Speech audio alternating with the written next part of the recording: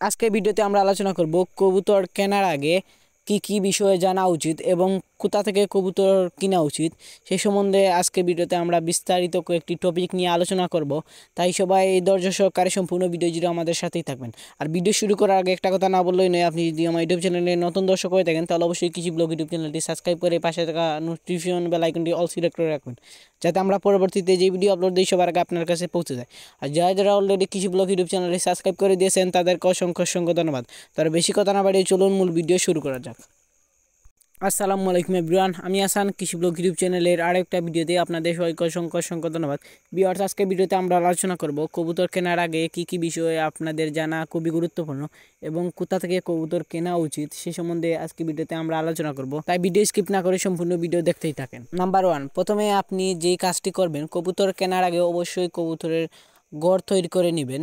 অর্থাৎ যদি আপনার একটা আলাদা যে কোনো একটা গড় থাকে, যে কোনো একটা পশু পাখির অর্থাৎ গরু ছাগল এই জাতীয় পশু পাখির যদি গড় থাকে সেখানটায় আপনি একটা জায়গায় একটা কোণে কবুতরের জন্য চার কূপওয়ালা একটা কূপ তৈরি করে দিবেন এবং সেইটা সুন্দরভাবে এইখানটায় বেঁধে দিবেন, যাতে কবুতর সেখানটায় প্রবেশ করলে বা উঠলে কূপটা নড়াচড়া না করে। কারণ কবুতর আনার পর যদি আপনার কবুতরের সুন্দর একটা গড় বা জায়গা না থাকে তাহলে কিন্তু কবুতর সেখানটায় ঢুকবে না এবং ভয় পেয়ে আপনার কবুতর ছাড়ার সাথে সাথে অন্য জায়গায় উড়াল দিয়ে চলে যেতে পারে এবং গাছের ডালে বা এ জাতীয় জায়গায় কিন্তু কবুতর উঠে বসে থাকবে। এরপর কিন্তু আপনি কবুতরকে আর ধরতে পারবেন না, এর ফলে কিন্তু কবুতর আপনার হারিয়ে যাবে। আর তাই অবশ্যই কবুতর কেনার আগে কবুতরের জন্য একটা আলাদা ঘর তৈরি করবেন যেখানটায় কবুতর সুন্দরভাবে থাকবে। নাম্বার 2, 2 নম্বরে আপনার যেটা দরকার সেটা হচ্ছে কবুতর কেনা দরকার। এখন আপনি যদি কবুতর বাজার থেকে কিনে আনেন তাহলে কিন্তু বাজারেও প্রচুর পরিমাণে কিন্তু অসুস্থ কবুতর, ভাইরাসে আক্রান্ত, রোগে আক্রান্ত কবুতর কিন্তু বাজারে প্রচুর পরিমাণে উঠে।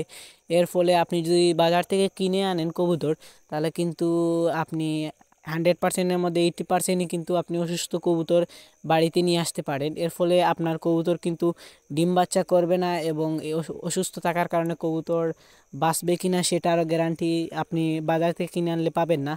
এর ফলে আমি অবশ্যই সাজেস্ট করব, যদি আপনার আশেপাশে কেউ যদি এরকম বাড়িতে কবুতর লালন পালন করে যদি আপনি পারেন তাহলে তার কাছ থেকে 1 জোড়া বা 2 জোড়া কবুতর কিনে আনার জন্য। আর সে যদি প্রথম অবস্থায় বড় কবুতর বিক্রি না করে তাহলে অবশ্যই বাচ্চা 1.5 থেকে 2 মাস বয়সী বাচ্চা আপনি কিনে আনতে পারেন। আর তাহলে কিন্তু আপনি সেই বাচ্চাগুলা যখন 2 মাস 2.5 মাস এরকম লালন পালন করবেন তাহলে কিন্তু আপনি সেই কবুতর পালনে কিন্তু খুবই দক্ষ হয়ে যাবেন এবং এরপর যখন কবুতরগুলো বাচ্চা দিবে তাহলে কিন্তু আপনি কবুতর পালনে কিন্তু একদম দক্ষ হয়ে যাবেন।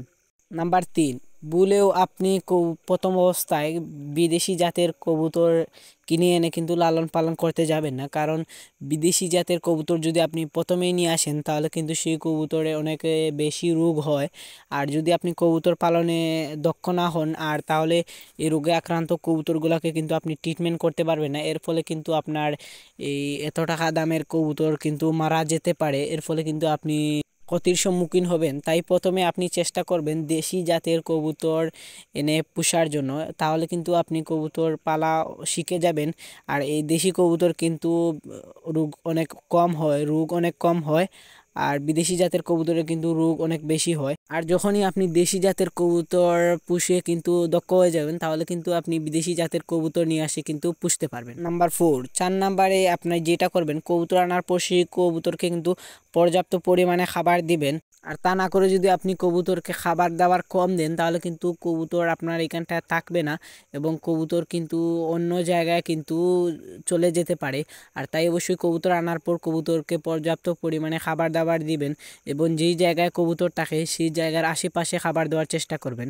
খাবারের মধ্যে আপনি দিতে পারেন, বাজার থেকে কিনে আনতে পারেন ধান, গম, ভুট্টা, ভাঙা, সূর্যমুখীর বীজ এ জাতীয় একটা মিক্সচার পাওয়া যায়, সেইগুলো আপনি কিনে আনতে পারেন এবং তার সাথে ঘর থেকে কিছু ধান এবং কিছু চাল মিশিয়ে কিন্তু সেই খাবারটার সাথে মিশিয়ে কবুতরকে দিতে পারেন। এর ফলে কিন্তু আপনার কবুতরের পর্যাপ্ত খাবার দাবার খাবে এবং এর ফলে কিন্তু কবুতরের ভিটামিন মিনারেল এবং ক্যালসিয়ামের ঘাটতি দেখা দিবে না এবং কবুতর বেশি বেশি ডিম বাচ্চা করবে এবং অল্প কিছুদিনের মধ্যেই কিন্তু নতুন বাচ্চা কবুতর ডিম পেড়ে দিবে এবং বাচ্চা করবে। আর কবুতর কেনার আগে অবশ্যই আপনি যেটা দেখবেন কবুতরের কোনো রোগ আছে কিনা, রোগের মধ্যে আপনি যেটা দেখবেন কবুতর ঝিমাচ্ছে কিনা এবং কবুতরের নাক দিয়ে তরল পদার্থ অর্থাৎ সর্দির মতো এক ধরনের পদার্থ বের হচ্ছে কিনা এবং যেটা দেখবেন চোখে দিয়ে পানি বের হইতেছে কিনা এবং যেটা দেখবেন কবুতরের গুটা জাতীয় বেমার আছে কিনা এবং দেখবেন কবুতর অপরিষ্কার অর্থাৎ ময়লাভাবে কিন্তু কবুতর অনেক অবস্থায় থাকে।